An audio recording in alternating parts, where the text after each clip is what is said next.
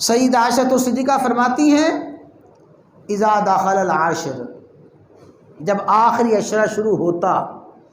جو انشاءاللہ العزیز اللہ تعالی ہمیں نصیب فرما رہی ہیں، فرمایا جب آخری عشرہ شروع ہوتا شد میزرہ، رسول اللہ صلی اللہ علیہ وسلم اپنا تہبند مضبوطی کے ساتھ باندھ لیتے تھے۔ تہبند مضبوطی کے ساتھ باندھنا،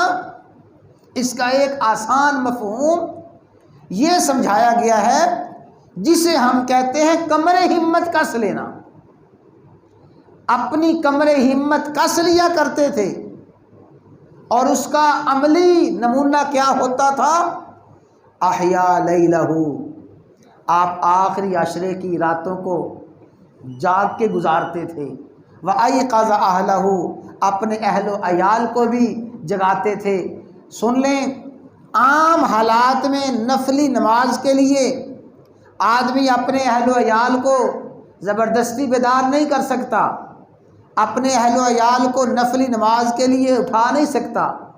بلکہ رسول اللہ صلی اللہ علیہ وسلم کا اپنا معمول ہے۔ عائشہ صدیقہ فرماتی ہیں کہ ایک رات نبی کریم صلی اللہ علیہ وسلم اٹھے،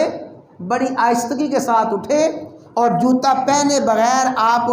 آہستگی سے کمرے سے باہر نکل گئے، اور پھر فرمایا کہ عائشہ میں نے مناسب نہ سمجھا کہ تیرے آرام میں خلل آئے، اس لیے آہستگی کے ساتھ میں اٹھ کے چلا گیا تھا۔ تو عام نفلی عبادات میں نفلی راتوں میں اس سے منع کیا گیا کہ آدمی اٹھائے، لیکن یہ جو آخری عشرے کی راتیں ہیں، فرمایا ایقظ اہلہ، اپنے اہل و عیال کو بھی بیدار کرو، ان کو بھی جگاؤ، اور راتوں کو جاگ کے اہل و عیال کو جگا کے اللہ کی عبادت میں، ریاضت میں پورے کا پورا عشرہ گزارنا، یہ رسول اللہ صلی اللہ علیہ وسلم کا معمول مبارک ہے۔